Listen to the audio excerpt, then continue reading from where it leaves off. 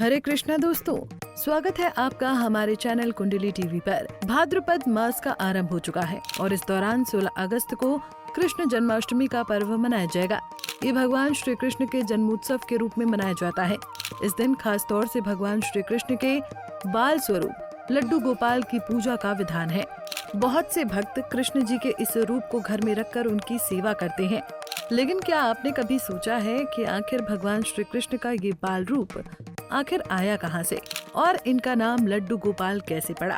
अगर नहीं जानते तो आज का ये वीडियो आपके लिए बेहद ही खास होने वाला है, क्योंकि आज के इस वीडियो में हम आपको बताने वाले हैं श्री कृष्ण के इसी रूप के बारे में।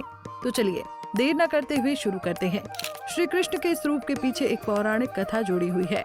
कथा के अनुसार ब्रज की पवित्र भूमि पर भगवान श्री कृष्ण के परम भक्त कुंभन दास रहते थे। वो अपने जीवन का अधिकांश समय श्री कृष्ण की भक्ति और सेवा में बिताते थे।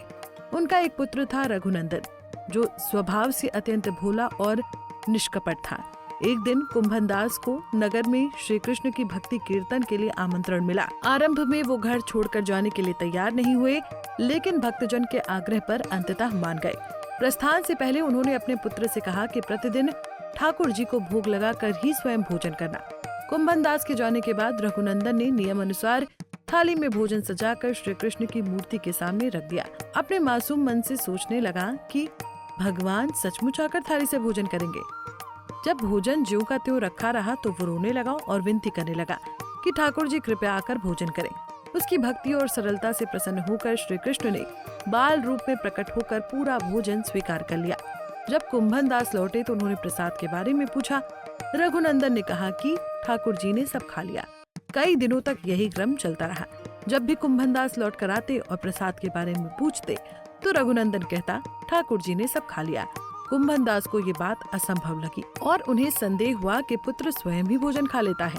सत्य जानने के लिए एक दिन उन्होंने विशेष रूप से लड्डू बनवाकर भोग की थाली सजाई और रघुनंदन को भोग लगाने भेज दिया, जबकि स्वयं छिपकर देखने लगे। रघुनंदन ने पहले की तरह भगवान को आमंत्रित किया। तब भी श्री कृष्ण बाल स्वरूप में प्रकट होकर लड्डू खाने लगे।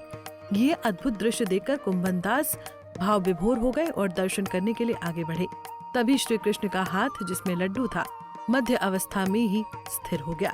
कहा जाता है इसी अवस्था में भगवान की पूजा होने लगी और भक्त उन्हें लड्डू गोपाल के नाम से पूजने लगे। इसी तरह की और भी जानकारी लेने के लिए हमारे चैनल को सब्सक्राइब करें और नई वीडियो की नोटिफिकेशन के लिए बेल आइकॉन दबाएं। अगर आप ये वीडियो फेसबुक पर देख रहे हैं तो वीडियो को लाइक और शेयर करें।